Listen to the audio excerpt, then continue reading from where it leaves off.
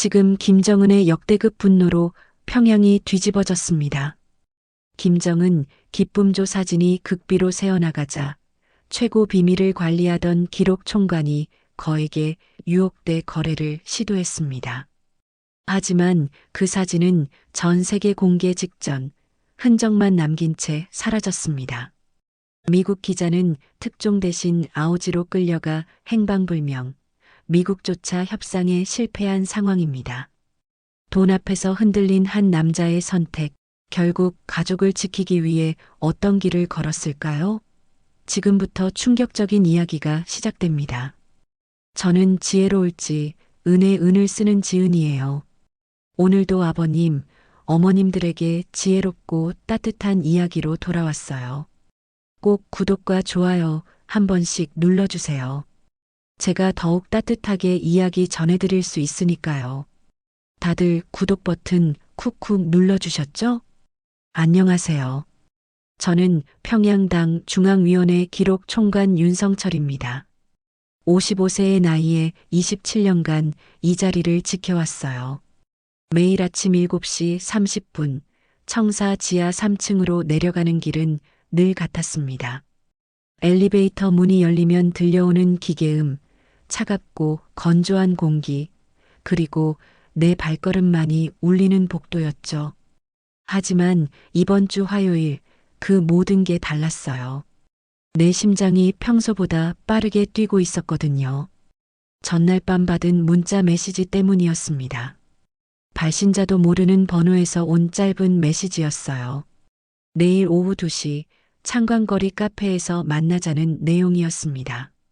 중요한 제안이 있다고 했어요. 27년간 한 번도 이런 연락을 받아본 적 없던 저였는데 왠지 거부할 수 없는 끌림이 있었습니다. 점심시간을 핑계로 청사를 나섰어요. 창광거리는 평양에서도 비교적 자유로운 곳이었습니다. 외국인들도 자주 보이고 감시의 눈길이 상대적으로 느슨한 편이거든요.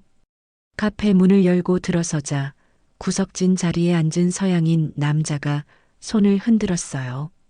40 초반으로 보이는 그 남자는 단정한 정장에 금태 안경을 쓰고 있었습니다. 자신을 워싱턴 포스트 기자 마커스 리라고 소개했어요. 그의 유창한 조선어에 먼저 놀랐습니다. 한국계 미국인이라고 했어요. 마커스는 단도직입적으로 말했습니다. 제가 관리하는 자료들 중에 특별한 것들이 있다는 얘기였어요. 내 등골에 차가운 기운이 흘렸습니다. 어떻게 이런 걸 알고 있는 거죠? 내가 담당하는 건 최고 기밀 중에 기밀이었거든요. 마커스는 주변을 살피더니 목소리를 더욱 낮췄습니다. 기쁨조 관련 자료 얘기였어요. 최고 존엄과 관련된 것들 말입니다. 그 순간 숨이 막혔어요. 기쁨조. 그 단어만으로도 목숨이 위험해질 수 있는 영역이었거든요. 하지만 마커스는 태연했습니다. 놀라운 제안을 했어요. 그 자료들을 제공하면 저와 제 가족 전체를 안전하게 망명시켜주겠다는 것이었습니다. 태국을 거쳐 필리핀으로 그리고 최종적으로는 한국이나 미국으로 갈 수 있다고 했어요. 완전히 새로운 신분으로 자유로운 삶을 살 수 있다는 제안이었습니다.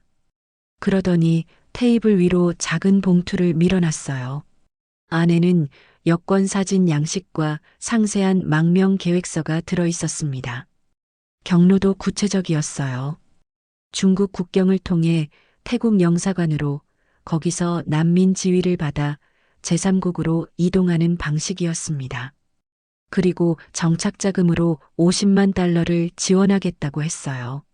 내 손이 떨렸습니다. 50만 달러면 우리 돈으로 6억 원이 넘는 금액이었어요. 하지만 그보다 더 중요한 건 자유였습니다. 가족과 함께 감시받지 않고 마음껏 말하고 행동할 수 있는 곳에서 살 수 있다는 것이었어요. 아들 준호가 원하는 공부를 할 수 있고 아내 명희가 힘든 노동에서 벗어날 수 있는 기회였습니다. 마커스는 내 표정을 읽었는지 미소를 지었어요. 급하게 결정할 필요 없다고 했습니다. 충분히 생각해 보라고 했어요. 다만 기회는 언제까지나 있지 않을 거라고 덧붙였습니다. 그러면서 명함을 내밀었어요. 뒷면에는 휴대폰 번호가 적혀 있었습니다. 이틀 후 같은 시간, 같은 장소에서 답을 듣겠다고 했어요. 마커스가 떠나기 전에 마지막으로 한 말이 제 마음을 흔들었습니다.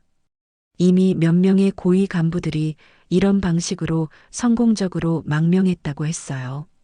모두 지금 자유로운 나라에서 행복하게 살고 있다고 했습니다. 그 말이 사실인지는 확인할 수 없었지만 왠지 믿고 싶었어요. 카페를 나서면서 내 머릿속은 복잡했습니다. 27년간 충성했던 체제, 그리고 눈앞에 나타난 자유의 유혹. 아내 명희와 아들 준호를 떠올렸어요. 준호는 올해 대학 입학을 앞두고 있었지만 원하는 전공을 선택하기 어려운 상황이었거든요. 하지만 자유로운 나라에서라면 그 어떤 꿈이든 펼칠 수 있을 거였어요. 청사로 돌아와 지하 3층 보관고에 들어섰습니다. 수많은 파일함 사이에서 내가 찾은 건 기억 마이너스 4127 파일이었어요. 그 안에는 절대 밖으로 나가서는 안 될 사진들이 보관되어 있었습니다. 사진을 들여다보며 생각했어요. 이 몇 장의 사진이 정말 우리 가족의 자유를 가져다 줄 수 있을까요? 마커스의 말이 맞다면 내 인생을 완전히 바꿀 수 있는 기회였습니다. 하지만 동시에 두려웠어요. 발각되면 아오지는 물론이고 가족까지 위험해질 수 있었거든요. 그런데도 자꾸만 그 제안이 머릿속에 맴돌았습니다. 50만 달러와 안전한 망명. 내 가족이 자유롭고 풍요로운 삶을 살 수 있는 기회였어요. 그날 밤 잠자리에서 명희가 제게 물었습니다. 오늘 왜 그렇게 생각이 많아 보이냐고요. 저는 그냥 업무 때문이라고 답했어요. 거짓말이었습니다. 하지만 이 이야기를 할 수는 없었거든요. 아직은요. 이틀 후면 마커스와 다시 만나야 했습니다. 그때까지 결정을 내려야 했어요. 충성과 배신, 안정과 모험, 현실과 자유 사이에서 저는 흔들리고 있었습니다. 내 마음 한편에서는 가족을 위한 기회라는 생각이 자꾸 고개를 들었어요. 다른 한편에서는 27년간 지켜온 신념이 저를 붙잡고 있었습니다. 과연 어떤 선택이 옳은 걸까요? 여러분이라면 어떻게 하셨을까요? 다음 날 아침 6시, 저는 평소보다 1시간 일찍 잠에서 깼습니다. 꿈속에서도 그 제안이 따라다녔어요. 자유로운 나라에서의 새로운 삶. 아무리 눈을 감아도 마커스가 보여준 망명 계획서가 떠올랐습니다. 명희는 아직 깊은 잠에 빠져 있었어요. 48살인 아내의 얼굴에는 피로가 역력했습니다. 명희는 시장에서 작은 가게를 운영하고 있었어요. 하루 종일 서서 일하느라 허리도 아프다고 자주 말했습니다. 벌이도 넉넉지 못했어요. 우리 가족의 생활은 제 월급에 의존하고 있었거든요. 그런데 항상 감시받으며 사는 이 생활이 언제까지 계속되어야 할까요? 부엌에서 차를 끓이며 생각해 봤어요. 만약 마커스의 제안을 받아들인다면 태국에서 난민 지위를 받고 한국이나 미국으로 갈 수 있다면 그곳에서는 아무도 우리를 감시하지 않을 거예요. 준호는 자유롭게 원하는 공부를 할 수 있고 명희는 힘든 시장일에서 벗어날 수 있을 거였습니다. 명희가 일어나 부엌으로 나왔어요. 평소처럼 아침 준비를 시작했습니다. 저는 아내의 거친 손을 보며 마음이 아팠어요. 젊은 시절 곱던 손이 이제는 갈라지고 거칠어져 있었습니다. 시장 일 때문이었죠. 자유로운 나라에서라면 이런 고된 노동을 하지 않아도 될 텐데요. 아내에게 조심스럽게 물어봤습니다. 만약 다른 나라에서 살 수 있다면 어떨 것 같냐고요. 명희는 잠시 놀란 표정을 지었어요. 그러더니 쓴웃음을 지으며 대답했습니다. 그런 일은 우리 같은 사람들에게는 일어나지 않는다고 했어요. 꿈만 같은 얘기라고 했습니다. 하지만 저는 그게 꿈이 아닐 수도 있다는 걸 알고 있었어요. 준호는 아침 일찍 학교에 갔어요. 고등학교 3학년인 아들은 요즘 진로 때문에 고민이 많았습니다. 원하는 전공이 있지만 현실적으로 선택할 수 있는 길은 제한적이었어요. 당에서 정해주는 대로 살아야 하는 게 우리의 현실이었거든요.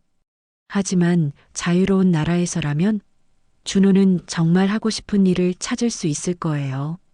청사에 도착해서도 마음이 편치 않았어요. 지하 3층 보강고로 내려가면서 자꾸만 어제 본 파일함이 떠올랐습니다. 기억 마이너스 4127 파일. 그 안에 든 사진들이 정말 우리 가족의 자유를 가져다 줄 수 있을까요? 동료들과 점심을 먹으면서도 집중이 안 됐습니다. 모두들 평범한 일상 얘기를 하고 있었어요. 하지만 저는 계속 다른 생각을 하고 있었습니다. 마커스가 말했던 다른 간부들의 성공적인 망명 사례 말이에요. 정말 그들이 지금 자유로운 곳에서 행복하게 살고 있을까요? 오후에 다시 보강고로 내려갔어요. 업무상 확인해야 할 자료들이 있었거든요. 그런데 자꾸만 그 파일함 쪽으로 시선이 갔습니다. 마치 자석에 끌리듯 말이에요. 결국 참지 못하고 파일을 꺼내봤어요. 사진들을 다시 살펴봤습니다. 이 사진들이 정말 망명과 50만 달러 정착자금의 가치가 있는 건지 궁금했어요. 마커스는 이미 성공한 사례들이 있다고 했습니다. 그럼 정말 안전하게 우리 가족을 데려갈 수 있는 건가요? 하지만 동시에 두려웠어요. 이런 생각을 하는 것만으로도 반역죄에 해당할 수 있었거든요. 만약 누군가 눈치챈다면 저뿐만 아니라 가족들까지 위험해질 수 있었습니다. 그런데도 자꾸만 유혹이 밀려왔어요. 자유. 그 달콤한 말이 계속 제 머릿속을 맴돌았습니다. 퇴근길에 준호의 학교 앞을 지나게 됐습니다. 마침 아이들이 하교하는 시간이었어요. 준호도 친구들과 함께 걸어 나오고 있었습니다. 아들의 얼굴에는 피로가 역력했어요. 요즘 밤늦게까지 공부한다고 했지만 결국 정해진 길로만 갈 수 있다는 현실이 아이를 짓누르고 있는 것 같았어요. 준호를 멀리서 바라보며 생각했습니다. 이 아이의 미래를 위해서라면 무엇이든 해야 하는 게 아닐까요? 부모라면 당연히 자식에게 더 나은 기회를 줘야 하는 거 아닌가요? 자유로운 나라에서 준호는 꿈을 펼칠 수 있을 거예요. 그런데 과연 이게 옳은 선택일까요? 아니면 위험한 도박일까요? 집에 돌아와서도 마음이 복잡했어요. 저녁 식사 때 준호가 말했습니다. 요즘 꿈에서 자꾸 다른 나라 얘기가 나온다고 해요. 자유롭게 여행하고 하고 싶은 공부를 하는 꿈이라고 했습니다. 아이도 어쩌면 이런 삶을 간절히 원하고 있는 건 아닐까요? 명희도 한숨을 쉬었습니다. 오늘 가게에서 힘든 일이 있었다고 했어요. 감시원이 와서 이것저것 따지고 들었다고 했습니다. 항상 눈치를 보며 살아야 하는 이 생활이 언제까지 계속되어야 할지 모르겠다고 했어요. 그날 밤 잠자리에서 많은 생각을 했습니다. 과연 내가 지금까지 살아온 방식이 옳은 걸까요? 27년간 성실하게 일했지만 가족에게 진정한 자유를 줄 수는 없었어요. 아들은 꿈을 포기해야 하고 아내는 감시받으며 힘든 일을 계속해야 했습니다. 마커스의 제안이 자꾸 떠올랐어요. 정말로 그 사진들을 넘겨주면 가족과 함께 안전한 나라로 갈 수 있을까요? 50만 달러의 정착자금으로 새로운 삶을 시작할 수 있을까요? 그곳에서라면 모든 것이 달라질 텐데요. 준호는 걱정 없이 원하는 공부를 할 수 있고 명희는 자유롭게 살 수 있을 거예요. 하지만 또 다른 목소리가 제 마음속에서 들려왔습니다. 이건 배신이라는 목소리였어요. 27년간 지켜온 신념을 저버리는 일이라는 목소리였습니다. 과연 망명이라는 선택으로 가족의 행복을 찾을 수 있는 걸까요? 아니면 더 큰 위험에 빠뜨리는 건 아닐까요? 내일이면 마커스와 만나기로 한 날이었습니다. 아직 결정을 내리지 못했어요. 가족을 위한 선택인지 아니면 자유라는 달콤한 유혹에 넘어가는 어리석은 판단인지 구분할 수 없었습니다. 하지만 한 가지는 확실했어요. 더 이상 이렇게 살 수는 없다는 생각이 점점 강해지고 있었습니다. 오후 2시 약속 시간이 다가왔습니다.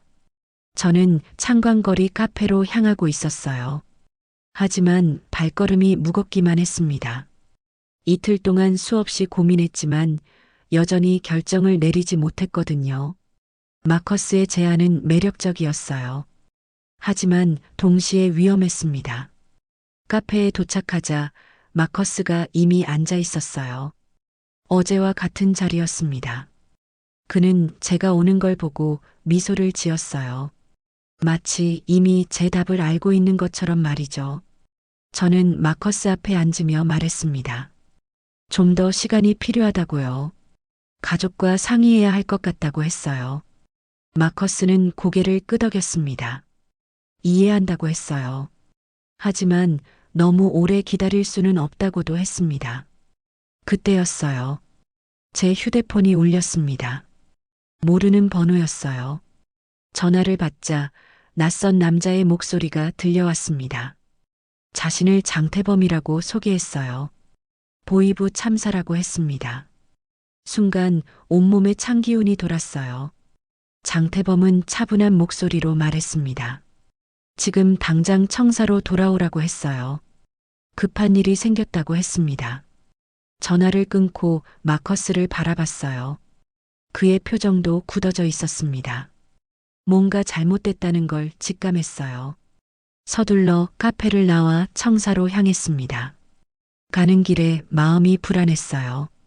설마 제 행동이 발각된 건 아니겠죠? 어제까지만 해도 아무도 모르는 일이었는데요. 하지만 이상하게 불길한 예감이 들었습니다. 청사에 도착하자 평소와 다른 분위기였어요. 경비가 더 삼엄해진 것 같았습니다. 지하 3층으로 내려가는 길도 왠지 더 어둡게 느껴졌어요. 제 사무실 앞에는 낯선 사람들이 서 있었습니다. 장태범은 60대 초반의 남자였어요. 차가운 눈빛에 무표정한 얼굴이었습니다. 그는 저를 사무실로 들어가라고 했어요. 문을 닫고 나서 본격적인 이야기가 시작됐습니다. 장태범은 단도직입적으로 물었습니다. 최근에 누구를 만났냐고요. 특히 외국인과 접촉한 적이 있냐고 했어요. 저는 아니라고 답했습니다. 하지만 제 목소리가 떨리고 있다는 걸 느꼈어요. 그러자 장태범은 서류 뭉치를 꺼냈습니다. 그 안에는 사진들이 들어 있었어요. 창광거리 카페에서 마커스와 마주 앉아 있는 제 모습이었습니다. 어제 사진과 오늘 사진까지 모두 있었어요. 순간 머릿속이 하얘졌습니다. 장태범은 차분하게 설명했어요. 마커스 리라는 자가 누구인지 알고 있다고 했습니다. 미국 언론사에서 파견된 공작원이라고 했어요. 이미 몇 달 전부터 감시하고 있었다고 했습니다. 그리고 저와의 접촉도 모두 파악하고 있다고 했어요. 제가 변명하려고 하자 장태범이 손을 들어 제지했습니다. 그러더니 더 충격적인 말을 했어요. 제 가족들의 안전이 걱정된다고 했습니다. 명희와 준호가 지금 어디에 있는지 알고 있다고 했어요. 그 순간 온몸에 소름이 돋았습니다. 가족을 건드린다는 얘기였거든요. 저는 급하게 말했어요.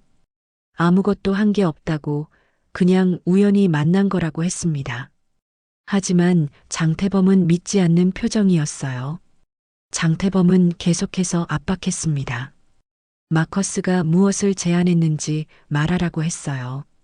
어떤 자료를 요구했는지도 알고 싶다고 했습니다. 저는 정말 아무것도 없었다고 계속 부인했어요. 하지만 제 목소리는 점점 더 떨리고 있었습니다. 그때 장태범이 또 다른 서류를 꺼냈어요. 그 안에는 준호의 학교 사진이 있었습니다. 그리고 명희가 시장에서 일하는 모습도 있었어요. 최근에 찍은 것 같았습니다. 제 가슴이 쿵쾅거리기 시작했어요. 장태범은 냉정하게 말했습니다. 제가 거짓말을 하고 있다는 걸 안다고 했어요.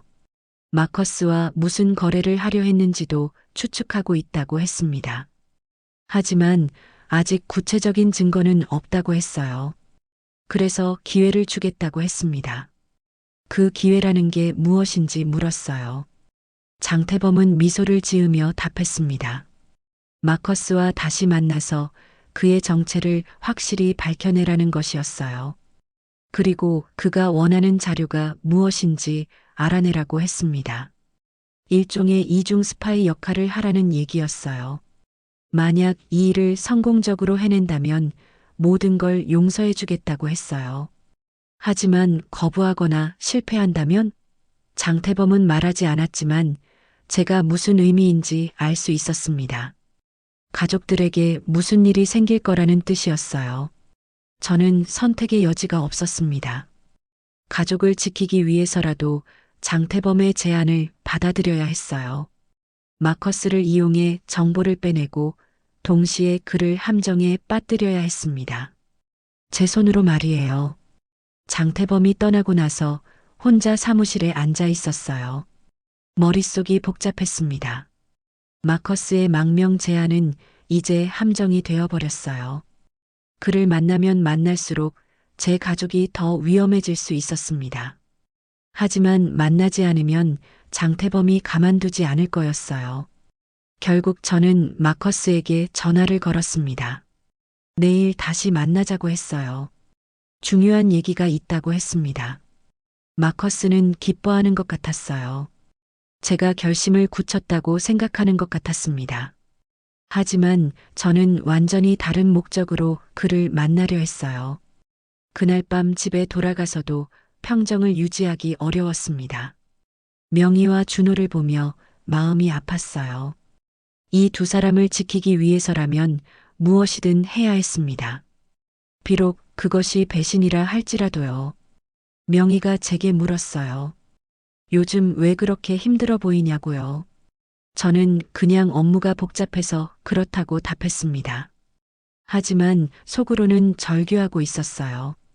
가족을 지키려다 오히려 더 큰 위험에 빠뜨리게 된 것은 아닌지 말이에요.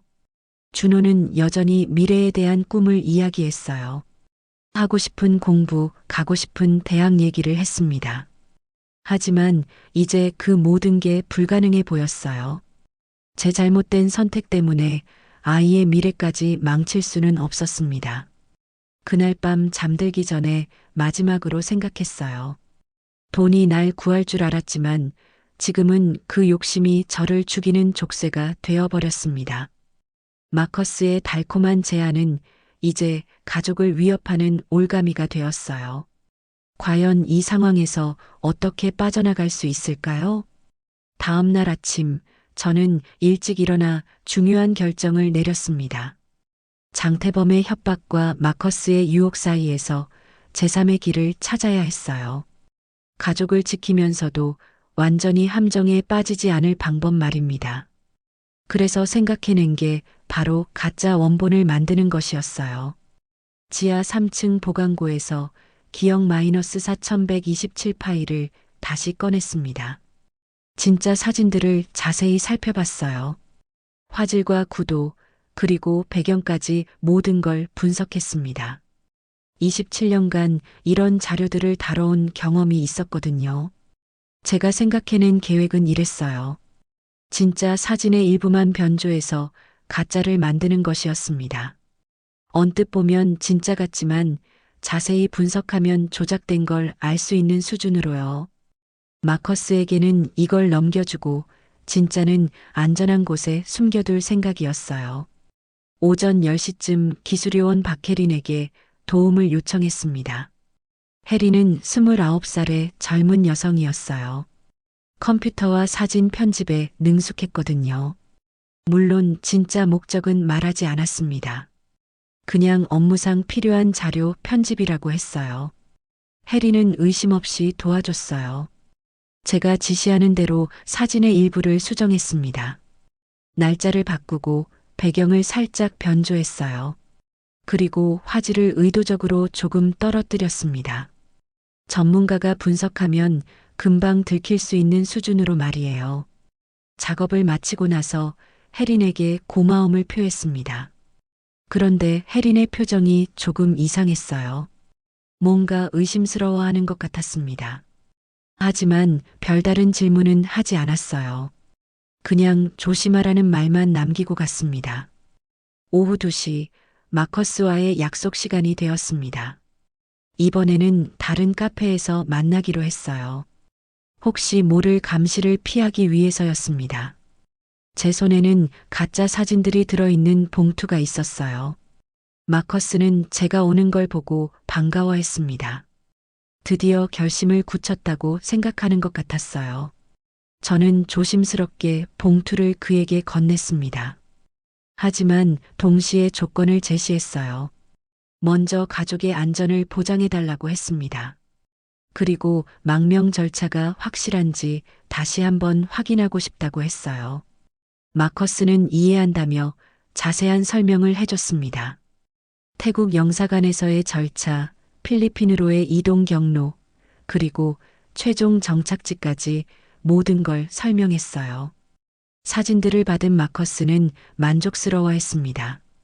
예상보다 상태가 좋다고 했어요. 이 정도면 충분히 가치가 있다고 했습니다. 그리고 약속한 대로 50만 달러와 망명 지원을 해주겠다고 다시 확약했어요. 하지만 저는 마음이 편하지 않았습니다. 마커스를 속이고 있다는 죄책감도 있었고 장태범의 감시가 두렵기도 했어요. 과연 이 계획이 성공할 수 있을까 의심스러웠습니다. 마커스와 헤어진 후 청사로 돌아왔어요.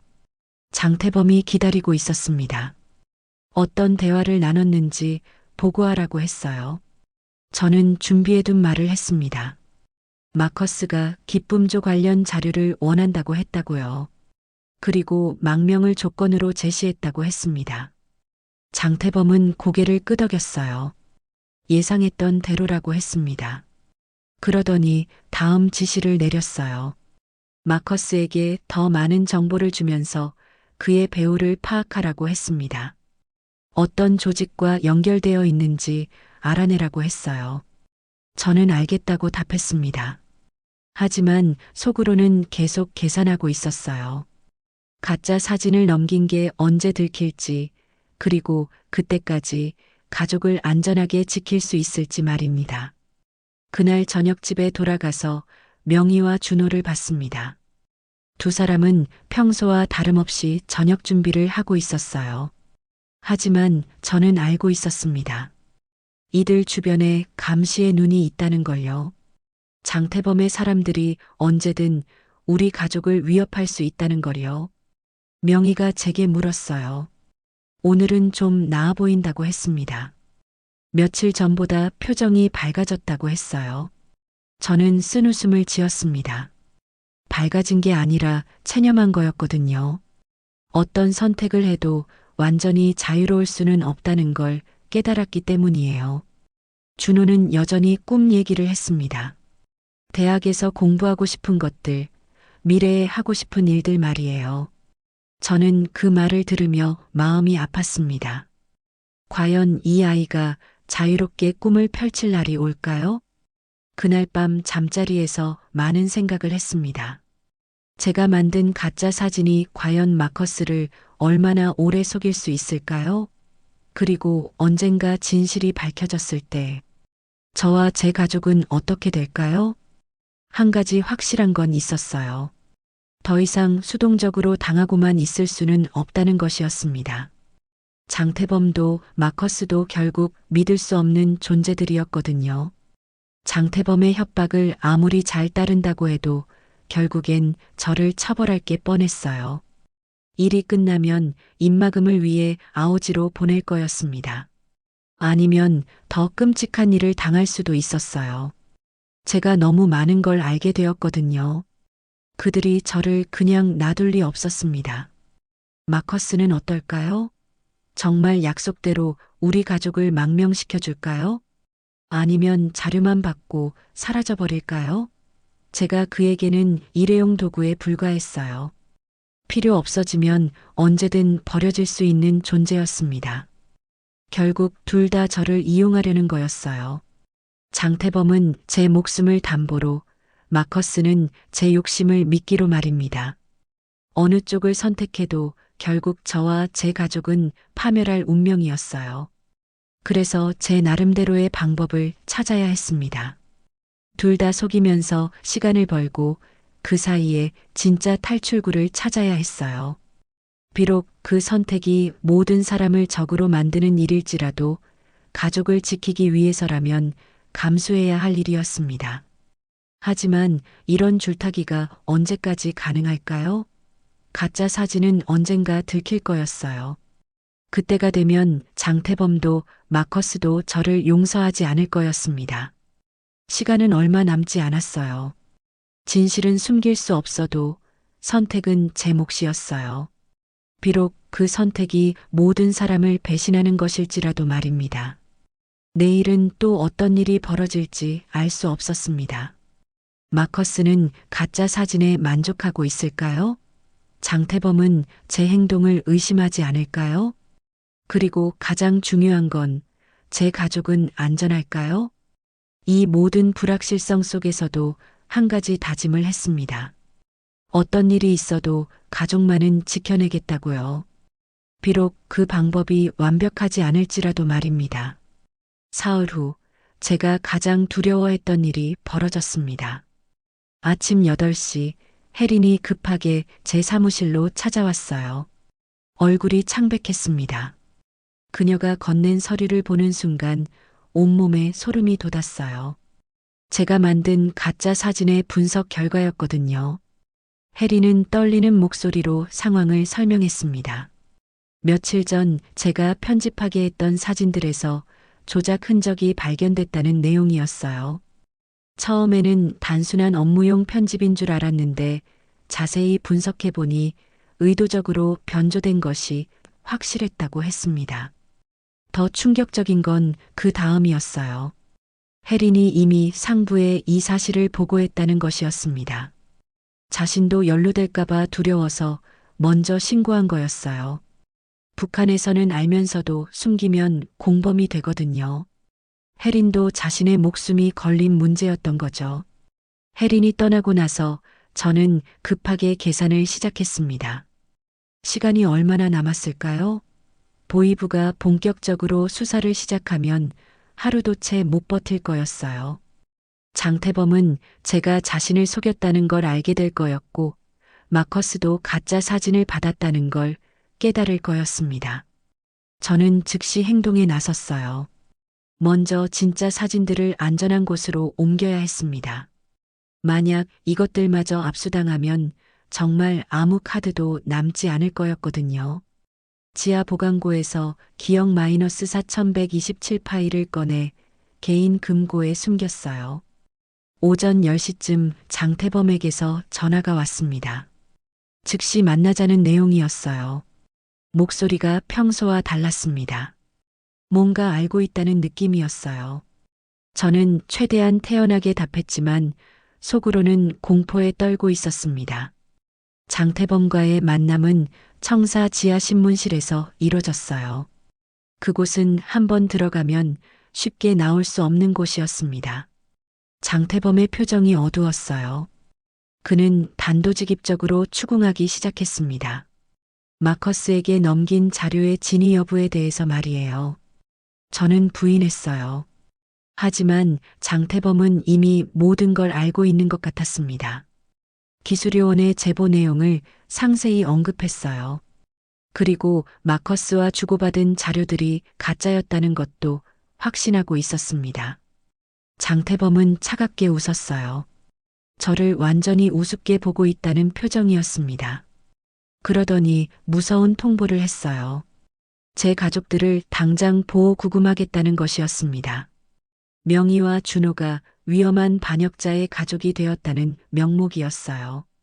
그 순간 머릿속이 하얘졌습니다. 가족들이 정말 위험해진 거였어요. 저는 필사적으로 해명했습니다. 마커스를 속이려고 한 일이라고, 진짜 자료는 넘기지 않았다고 했어요. 하지만 장태범은 전혀 믿지 않았습니다. 장태범이 부하들에게 지시를 내렸어요. 제 가족을 찾아서 연행하라는 명령이었습니다. 그리고 저에게도 경고했어요. 24시간 안에 진짜 자료의 행방을 밝히지 않으면 가족들에게 무슨 일이 일어날지 모른다는 협박이었습니다. 신문실에서 나온 저는 즉시 집으로 향했어요. 하지만 이미 늦었습니다. 집 주변에는 보위부 요원들이 배치되어 있었어요.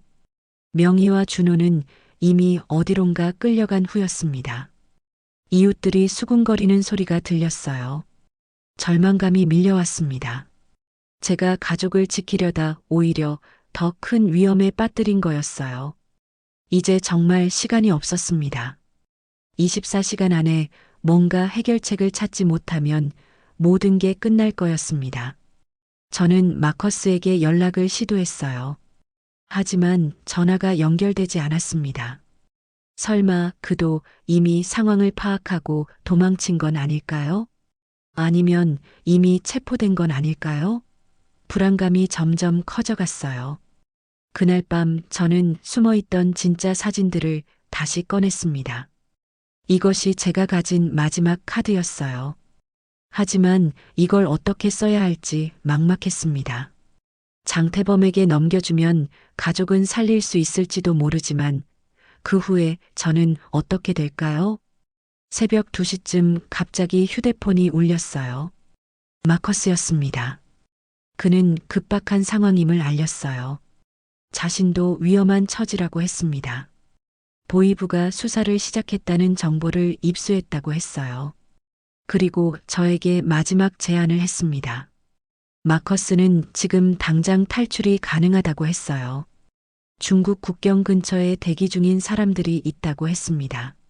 진짜 자료만 가져오면 저와 제 가족을 모두 구출해주겠다는 약속이었어요.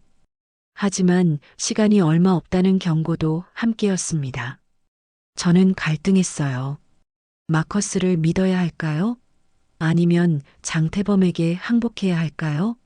둘 다 위험한 선택이었습니다. 하지만 가만히 있으면 확실히 모든 게 끝날 거였어요. 결국 저는 결정을 내렸습니다. 마커스와 함께 탈출을 시도하기로 한 거예요. 비록 그것이 모든 걸 포기하는 일일지라도 가족과 함께 살 수 있는 마지막 기회일지도 모르니까요. 진짜 자료들을 챙기고 은밀히 집을 나섰습니다. 보위부의 감시를 피해 마커스와의 약속 장소로 향했어요. 하지만 과연 이 선택이 옳은 걸까요? 돈과 자유에 대한 욕심이 날 구할 줄 알았지만 지금은 그 욕심이 저를 죽이는 족쇄가 되어버렸습니다. 마지막 48시간이 시작된 거였어요. 이 시간 안에 모든 게 결정날 거였습니다. 과연 저는 가족을 구하고 자유를 얻을 수 있을까요? 아니면 모든 걸 잃고 파멸할까요? 혜린의 신고로 시작된 이 추격전에서 살아남을 수 있을까요? 자신을 지키려던 그녀의 선택이 저희 가족 전체를 위험에 빠뜨린 거였어요. 하지만 그녀를 원망할 수도 없었습니다. 북한에서는 누구나 그럴 수밖에 없거든요. 마커스와의 탈출 계획이 시작된 지 12시간이 지났습니다. 새벽 5시 약속 장소인 만수대 근처 공원에서 마커스를 만났어요. 그의 얼굴에도 긴장감이 역력했습니다. 평소의 여유로운 모습은 온데간데 없었어요. 상황이 얼마나 심각한지 그도 알고 있는 것 같았습니다. 마커스는 즉시 상황을 설명했어요. 중국 국경까지 가는 루트와 시간, 그리고 필요한 준비물들에 대해서 말했습니다. 하지만 저는 한 가지 조건을 제시했어요. 먼저 제 가족부터 구출해달라는 것이었습니다. 자료는 그 다음에 넘기겠다고 했어요. 마커스는 잠시 망설였습니다. 계획에 없던 일이라고 했어요. 하지만 저는 물러설 수 없었습니다. 가족 없이는 혼자 도망갈 수 없다고 했어요. 결국 마커스도 방법을 찾아보겠다고 약속했습니다. 오전 8시쯤 충격적인 소식이 들려왔어요. 혜린이 갑자기 자신의 행동을 번복한 거였습니다. 보이부에 추가 제보를 한 거예요. 제가 진짜 자료를 어디에 숨겼는지, 그리고 마커스와의 접촉 경위에 대해 더 자세한 정보를 제공한 것이었습니다. 혜린의 이런 행동에는 이유가 있었어요. 처음 신고 후 보이부에서 그녀를 계속 추궁했던 거였습니다. 단순히 사진 조작을 발견한 것 이상의 뭔가를 알고 있을 거라고 의심했어요. 결국 혜린은 자신을 완전히 보호하기 위해 아는 모든 걸 털어놓기로 결심한 거였습니다. 혜린이 폭로한 내용은 치명적이었어요. 제가 개인 금고에 뭔가를 숨겼다는 것, 그리고 마커스와 여러 번 만났다는 구체적인 정보까지 모두 넘어간 거였습니다. 이제 장태범은 제 모든 행동을 파악하게 되었어요. 오전 10시 보이부가 본격적인 수사에 나섰습니다.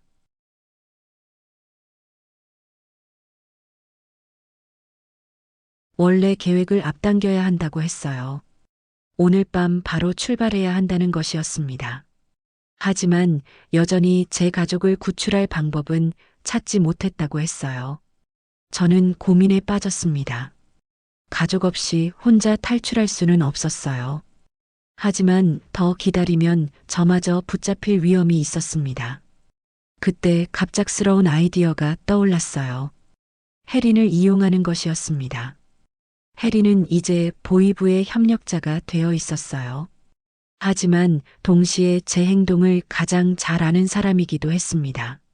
만약 그녀가 거짓 정보를 흘린다면 보이부의 주의를 다른 곳으로 돌릴 수 있지 않을까요? 저는 위험을 감수하고 혜린에게 접근했어요.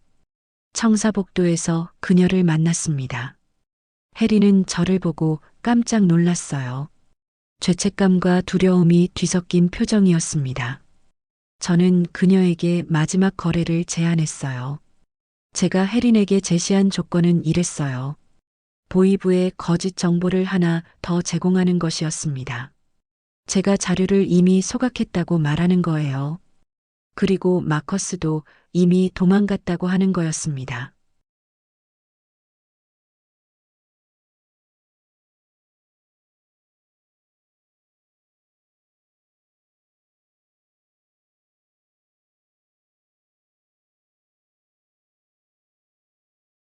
오늘 밤 11시 대동강 근처에서 만나자는 내용이었습니다.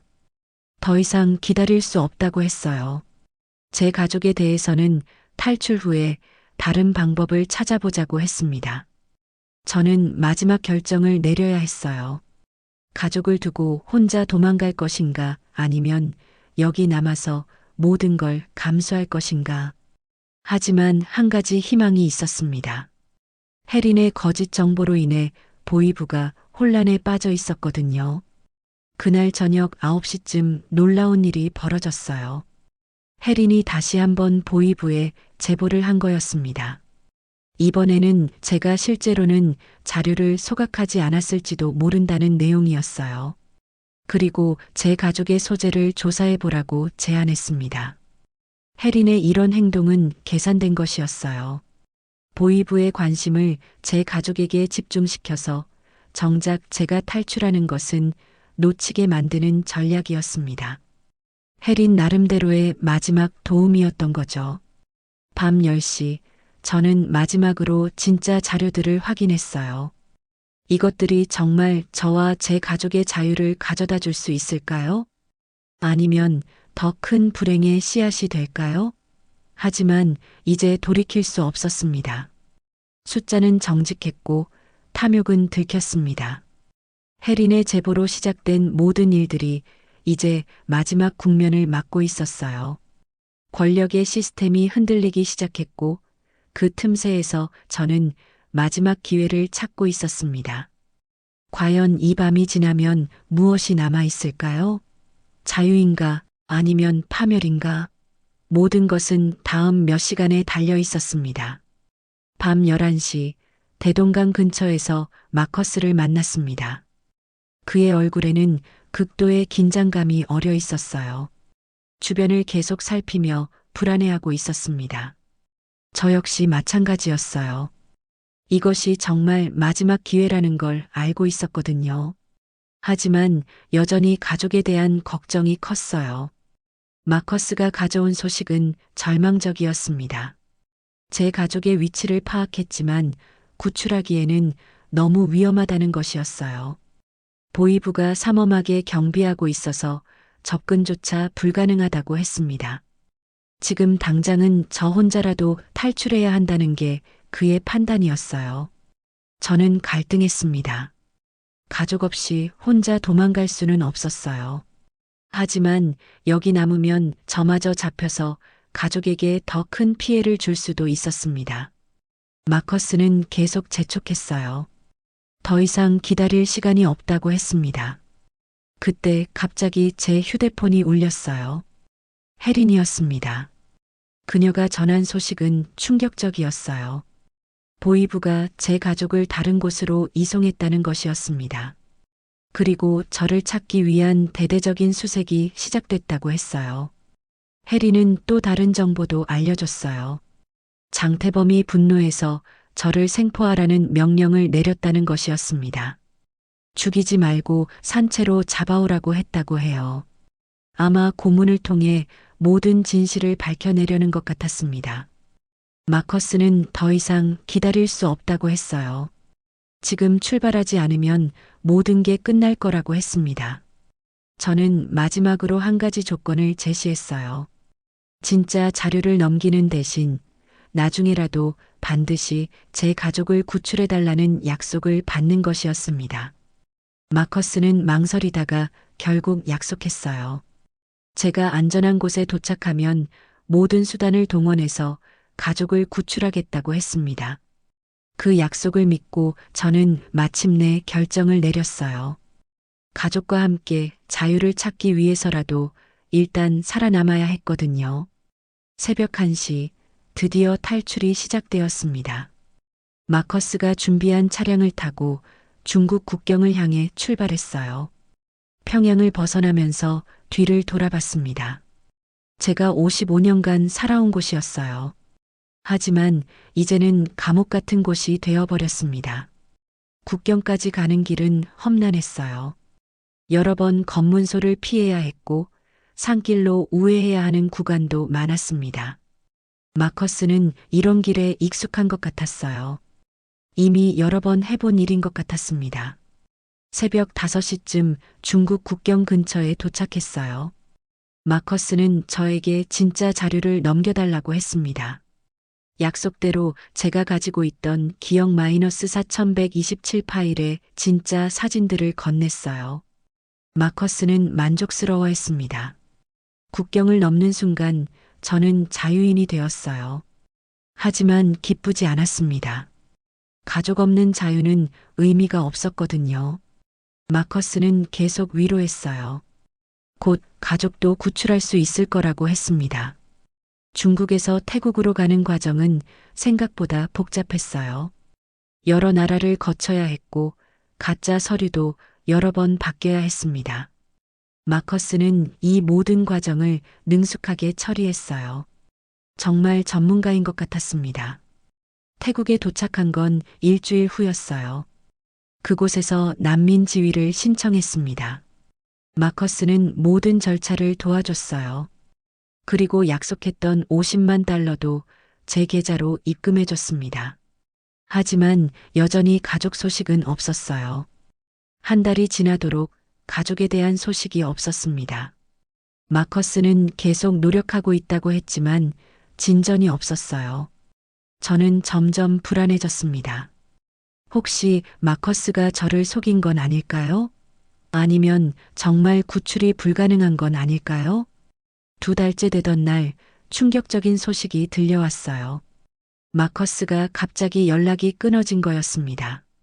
함께 일하던 다른 사람들도 그의 행방을 모른다고 했어요. 뭔가 잘못된 것 같았습니다. 며칠 후 진실이 밝혀졌어요. 마커스가 북한에서 체포되었다는 소식이었습니다. 제 가족을 구출하려다가 역으로 붙잡힌 거였어요. 그는 특종에 성공하지 못했을 뿐만 아니라 자신의 목숨까지 위험에 빠뜨린 거였습니다. 더 충격적인 소식이 이어졌어요. 마커스가 아오지로 끌려갔다는 것이었습니다. 그리고 그 후로는 완전히 행방불명이 되었다고 했어요. 미국 정부에서는 즉시 외교적 교섭에 나섰습니다. 자국민인 마커스의 석방을 요구했어요. 하지만 북한의 반응은 차갑기만 했습니다. 마커스를 최고 존엄을 모독한 간첩으로 규정하고 모든 교섭을 거부했어요. 미국이 제시한 어떤 조건도 받아들이지 않았습니다. 심지어 마커스의 안부조차 확인해주지 않았어요. 저는 태국에서 한국행을 준비했어요. 더 이상 마커스를 기다릴 수는 없었거든요. 그리고 한국에서라도 제 가족을 구출할 방법을 찾고 싶었습니다. 하지만 마음 한편으로는 죄책감이 들었어요. 마커스는 저 때문에 아오지에 갇혔어요. 제가 넘긴 자료 때문에 그가 욕심을 부렸고 결국 파멸하게 된 거였습니다. 그는 특종과 돈에 눈이 멀어 위험을 감수했지만 그 대가는 너무 컸어요. 한국에 도착하기 전날 밤 저는 많은 생각을 했습니다. 과연 이 선택이 옳았을까요? 가족도 구하지 못했고 마커스까지 희생시켰어요. 그리고 저는 지금 자유롭긴 하지만 완전히 혼자가 되어버렸습니다. 하지만 한 가지 희망은 있었어요. 살아있는 한 언젠가는 가족을 다시 만날 수 있다는 것이었습니다. 그리고 그때까지는 포기하지 않겠다고 다짐했어요. 비록 그 길이 얼마나 멀고 험할지라도 말입니다. 마커스는 결국 특종에 실패하고 아오지의 어둠 속으로 사라졌어요. 미국의 교섭도 무산되었고 그의 운명은 누구도 알 수 없게 되었습니다. 돈과 명예에 대한 욕심이 그를 파멸로 이끈 거였어요. 한국에 도착한 지 6개월이 지났습니다. 인천공항에 내렸을 때의 그 감정을 잊을 수 없어요. 자유로운 땅이라는 안도감과 동시에 가족 없는 현실에 대한 절망감이 교차했습니다. 저는 진짜 자유를 얻었지만 가장 소중한 것들은 모두 잃어버린 상태였어요. 한국 정부의 도움으로 정착 과정을 시작했습니다. 하나원에서의 적응 교육, 새로운 신분증 발급, 그리고 거주지 배정까지 모든 것이 꿈만 같았어요. 하지만 매일 밤 꿈속에서는 명희와 준호를 만났습니다. 그들이 저를 원망하는 모습을 보며 잠에서 깨는 날이 많았어요. 마커스가 약속했던 50만 달러는 정말로 제 계좌에 들어 있었어요. 한국 돈으로 6억 원이 넘는 큰 돈이었습니다. 하지만 이 돈을 볼 때마다 복잡한 감정이 들었어요. 가족도 구하지 못했고 마커스까지 희생시킨 대가로 얻은 돈이었거든요. 서울 변두리에 작은 아파트를 구했어요. 그곳에서 혼자 사는 생활이 시작되었습니다. 하루하루가 길고 외로웠어요. 북한에서는 아무리 힘들어도 가족이 있었는데 이곳에서는 완전히 혼자였습니다. 자유롭지만 공허한 나날들이었어요. 몇 달 후 북한 관련 NGO 단체에서 연락이 왔어요. 탈북자들을 돕는 일을 해보지 않겠냐는 제안이었습니다. 제가 가진 경험과 정보가 다른 탈북자들에게 도움이 될 수 있다고 했어요. 저는 그 제안을 받아들였습니다. 그 일을 하면서 많은 탈북자들을 만났어요. 저처럼 가족과 헤어진 사람들, 아직도 북한에 남은 가족을 걱정하는 사람들이 많았습니다. 그들의 이야기를 들으며 저는 혼자가 아니라는 걸 깨달았어요. 어느 날 충격적인 소식을 들었습니다. 북한에서 또 다른 고위 간부가 탈북했다는 뉴스였어요. 그런데 그 사람이 전해준 정보 중에 제 가족에 대한 소식이 있었습니다. 명희와 준호가 아직 살아있다는 것이었어요. 그들은 정치범 수용소로 보내진 게 아니라 지방으로 추방되었다고 했어요. 감시는 받고 있지만 생명에는 위험이 없다고 했습니다. 이 소식을 들었을 때 눈물이 쏟아졌어요. 살아있다는 것만으로도 희망이 생겼거든요. 저는 더욱 적극적으로 북한 인권 활동에 참여하기 시작했습니다. 국제사회에 북한의 실상을 알리고 가족 상봉을 위한 노력도 계속했어요. 언젠가는 명희와 준호를 다시 만날 수 있을 거라는 희망을 품고 말입니다. 1년이 지나면서 조금씩 마음의 평화를 찾아갔어요. 매일 아침 일어나면 가족을 위해 기도했습니다. 그리고 하루하루 의미 있는 일을 하려고 노력했어요. 비록 몸은 떨어져 있지만 마음만은 항상 함께라고 생각했습니다. 어느 날 밤 오랜만에 명희의 꿈을 꿨어요. 하지만 이번에는 원망하는 모습이 아니었습니다. 제가 살아있어서 다행이라고 말하는 모습이었어요. 그리고 언젠가 꼭 다시 만나자고 했습니다. 꿈에서 깬 후 마음이 따뜻해졌어요. 저는 가족들에게 편지를 쓰기 시작했어요. 물론 보낼 수는 없었지만 마음을 담아 썼습니다. 한국에서의 생활, 그들에 대한 그리움, 그리고 다시 만날 날에 대한 희망을 담았어요. 그 편지들을 쓰는 시간이 제게는 위로가 되었습니다. 2년째 되던 해, 저는 중요한 결정을 내렸어요. 제가 가진 돈의 일부를 북한 인권단체에 기부하기로 한 것이었습니다. 마커스로부터 받은 그 돈을 의미 있는 일에 쓰고 싶었어요. 그래야 그의 희생도 헛되지 않을 것 같았거든요. 기부를 하면서 마커스를 생각했어요. 그는 특종과 돈에 눈이 멀어 위험을 감수했지만 결국 저를 자유롭게 해준 사람이기도 했습니다. 비록 그의 동기가 순수하지 않았을지라도 결과적으로는 제게 새로운 삶을 준 거였어요. 하지만 여전히 죄책감은 남아 있었어요. 제가 돈에 흔들려서 시작된 모든 일들이었거든요. 만약 처음부터 마커스의 제안을 거절했다면 가족들은 지금도 평범한 삶을 살고 있을지도 모르죠. 하지만 그럼 저도 여전히 감시받는 삶을 살고 있었을 거예요. 어느 것이 옳은 선택이었는지는 아직도 모르겠어요. 다만 한 가지 확실한 건 나는 돈에 흔들렸지만 끝내 가족을 택했다는 것입니다. 비록 완전한 형태는 아니었지만 가족의 안전을 위해 최선을 다했어요. 3년째 되는 오늘 저는 새로운 다짐을 합니다. 더 이상 과거의 선택을 후회하지 않겠다고요. 대신 앞으로의 시간을 가족을 위해 그리고 같은 처지에 있는 사람들을 위해 쓰겠다고 다짐했어요. 명희야, 준호야. 아빠는 여전히 여기 있어. 비록 멀리 떨어져 있지만 매일 너희를 생각하고 있단다. 언젠가 꼭 다시 만날 거야. 그때까지 아빠는 여기서 기다리고 있을게. 그리고 우리가 다시 만나는 날까지 의미 있는 삶을 살도록 노력할게. 저는 처음에는 정의감 때문이 아니라 돈의 유혹에 흔들렸어요. 하지만 마지막에는 가족을 선택했습니다. 완벽하지 않은 선택이었지만 그것이 제가 할 수 있는 최선이었어요. 지금까지 잘 들으셨나요? 어디서 듣고 계신지 꼭 댓글로 남겨주세요. 제가 하나하나 소중하게 모두 읽어볼게요. 그리고 구독과 좋아요는 저에게 큰 힘이 됩니다. 더 많은 분들이 우리의 자랑스러운 이야기를 들을 수 있도록 여러분들의 소중한 한 클릭이 큰 도움이 됩니다. 존경하고 사랑합니다. 아버님, 어머님, 여러분들이 계시기에 오늘의 대한민국이 있습니다. 여러분들이 계시기에 우리가 이렇게 당당할 수 있습니다. 정말 고맙습니다.